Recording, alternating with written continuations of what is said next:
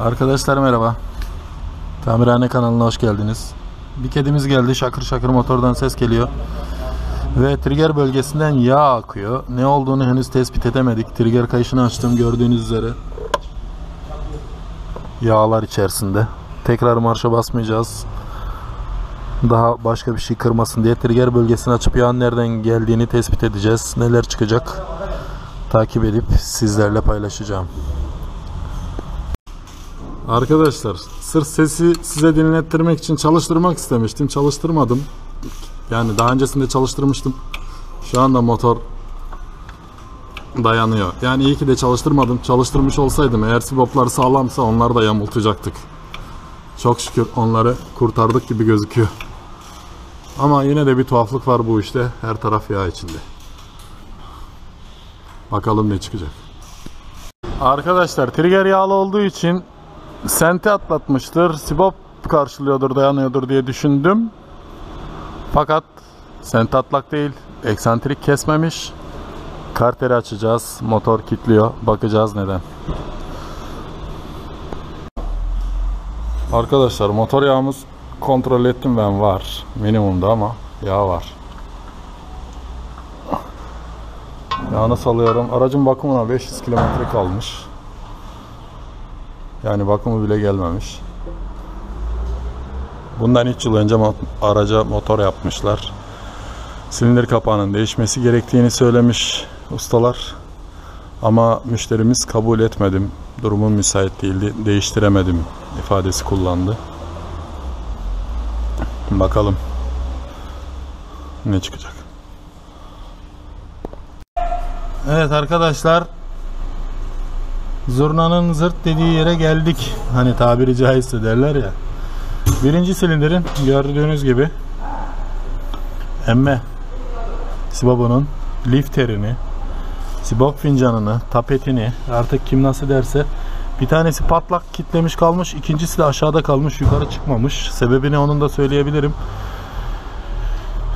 Sibop aşağıya düşmüş arkadaşlar. Çünkü sibopun tırnakları karterin içinden çıktı. Ve pistonun kafasında şu anda sibop. Aşağıya düşen sibop haliyle öbür sibopa da vurarak onu da yamulttu. Yamuk olan sibop yukarıya çıkmıyor.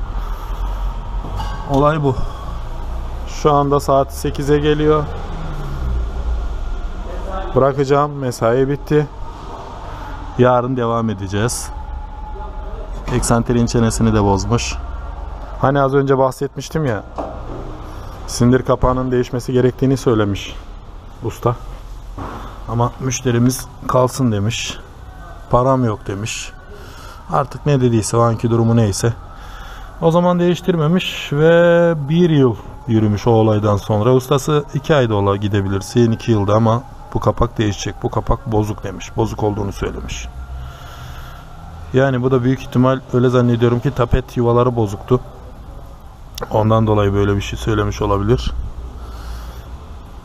Tapet dediğim fincan yuvası. Bazı Antalya'da lifter diyorlar. İstanbul'da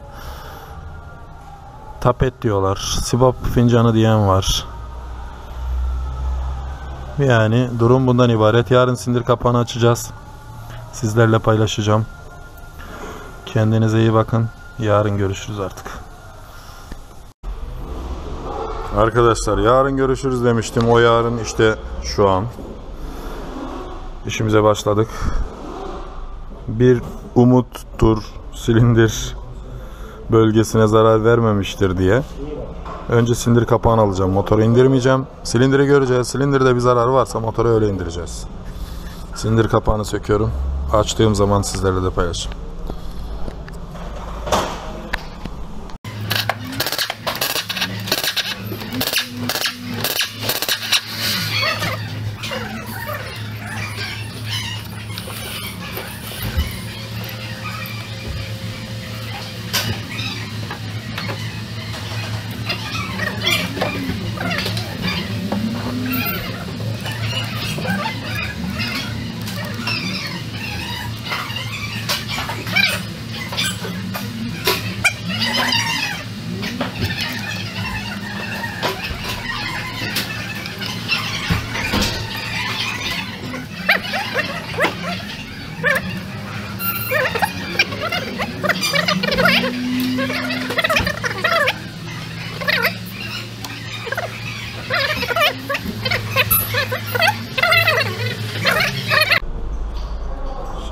önce sinyali tuttuk. Dur. Dur. Tamam, o çıkmıyor abi. Çıkmaz o. Hiçbir zaman çıkmadı o. Dur. Boru yağ borusunu kurtar altta. Hangini la? Alt boruyu kurtar.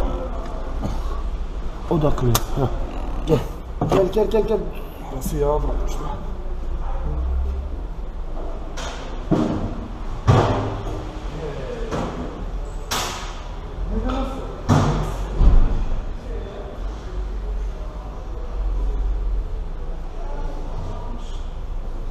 Abi dur ayağını basma. Gördün mü Sibop'u nasıl duruyor? Dur, alma. Allah'ım la. Bir şey söyleyeyim mi? Altta bir şey de mi yok lan? Hı?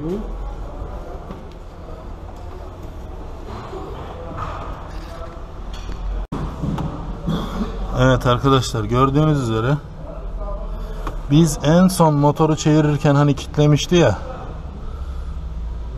işte Sibop'u yamultmamış. Yani tekrar marşa basmış olsaydık Sibop'u yamultup çakacaktı kapağı. Sibop düşmüş. Ve marşa basmadığımız için de Sibop'u yamultmadı. Sibop neredeyse bütün. Ver bakayım usta şunu. Evet, pistonun içinde bizi bekler halde. Bulduk, ışığı bir alsana. Şöyle bir tut. Yamuk bile değil yani, sapasağlam. Tırnak atmış fincan dağıttığı için.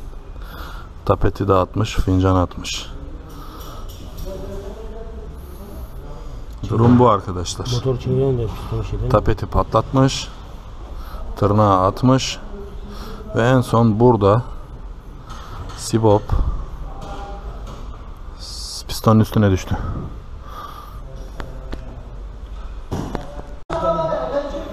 Evet arkadaşlar, gördüğünüz üzere ustanın değişmesi gerekiyor dediği silindir kapağının tapeti kilitliyor ve kilitleyen tapeti eksantrik parçalıyor. Tapet parçalandıktan sonra şurada olması gereken 2 tane şu şeyden, karterden tırnakları versene bana. Şunun tırnakları var karterin içinde, getirsene. 2 tane tırnak atıyor ve Sibop buraya düşüyor. Düştükten sonra normalde bunun boyu tam boşalmaya yetiyor arkadaşlar, gördüğünüz gibi. Aşağıda kalıyor. Ama nasıl hikmet, nasıl bir şanssa tamamen boşalıp tamamen düşmediği için herhangi bir yere zarar vermemiş. Sadece pistonun kafasında iz yapmış. Yani silindir kapağıyla kurtaracağız gibi gözüküyor. Ve dün en son kilitlediğinde Sibop artık tamamen düşmüştü. Onun için kilitliyordu.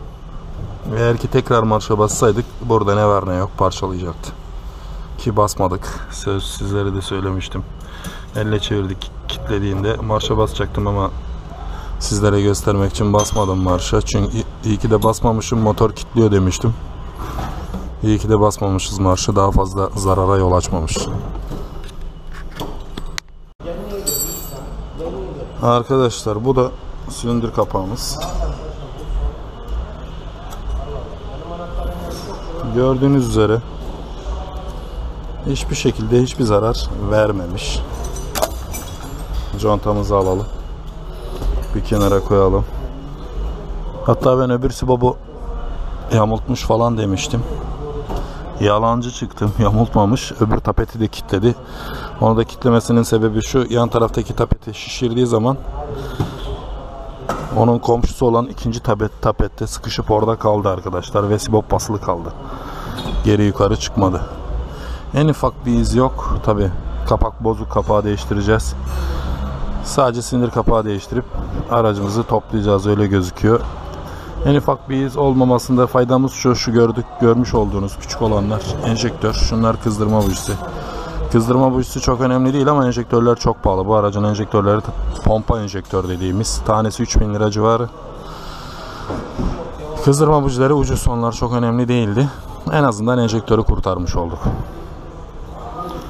Şuralarda kenarda, bilmiyorum görebiliyor musunuz, enjektörle tam bağdaştığı yerde çatlak var arkadaşlar.